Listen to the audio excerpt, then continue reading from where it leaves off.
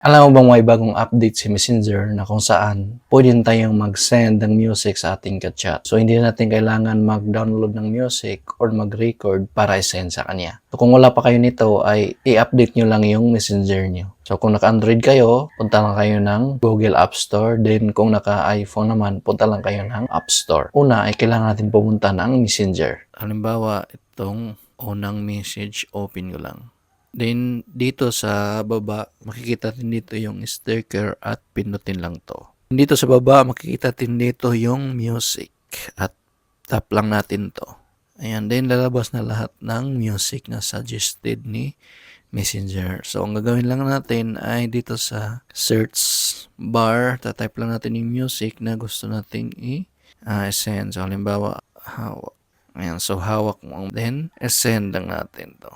Ayan, so once na inopen niya yan, automatic magpi-play na yung music.